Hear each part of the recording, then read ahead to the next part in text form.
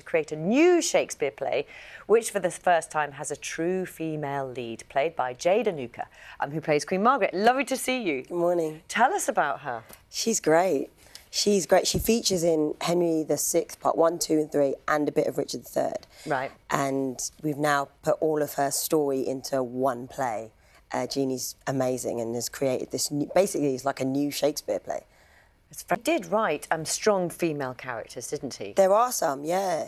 And she is. It's just that she's sort of hidden in amongst a lot of other stuff. And so it's really great to put her story up front. So is this her backstory, or is this kind of what's going on at the same time as the history cycle? Exactly, it's what's going on at the same time. It's full of lots of scenes that we see in the history cycle, and then Jeannie's put some other little scenes in as well. I think it's, you know, when you come and watch it, you end up going away with questions about how we are living now. I think it's great. Like what kind of things? What's resonated with you when you look at the news today? Well, it's all about, you know, who's in power, why they belong there, who should be in power, how we view our friends over the channel. You know, Margaret comes from France. She then rules England, and it's kind of how our relationship with Europe.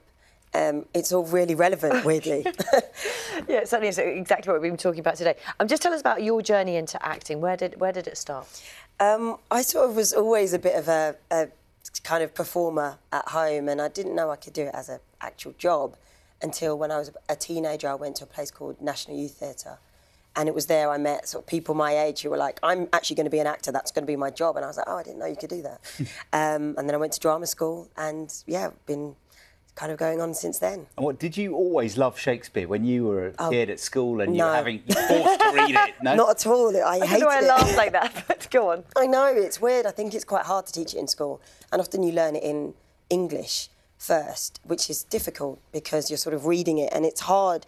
Shakespeare's quite hard on the page. I think it needs to be experienced up on its feet. Either you're actually saying the words or you're seeing it being performed. I think that's when it comes to life, because it's the stories that I think you can connect to. It's so refreshing hearing you say that, because I think you speak to a lot of actors and theatre people and so I always loved Shakespeare from a small child reading, and I think for most people don't have that experience. Totally. And I wasn't a theatre-going child. I didn't go to the theatre and I didn't see Shakespeare. So, you know, my first experience was Baz Luhrmann's Romeo and Juliet, and I only watched it because of Leonardo DiCaprio.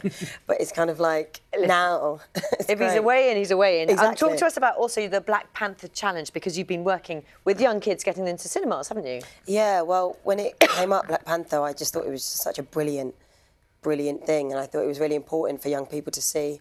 I'm from South East London, and I organised a screening for local kids to go and see it. Also, I think to be in a room full of, like, you know, your peers watching that film, it was electric in that theatre, in the cinema then. And you had one of the people who helped you, and what was she? Yes, Maria. She was she's a stunt woman, and she was my body double for an advert once. And she came and did an interview for them. She came, yeah. We did a sort of post-screening Q&A, so the young people could ask questions about the film and about this industry. Brilliant. OK, fantastic. Lovely to meet you. Thank you very much indeed. Thank you. Queen Margaret is at the Royal Exchange in Manchester until the 6th of October. We should have got a red carpet out for you, a little crown, shouldn't we, this morning? That's it from Breakfast this morning. Oh, you're back tomorrow, aren't you? Yes, with Steph tomorrow morning. Have a lovely day, everybody. Goodbye. Have fun. Bye.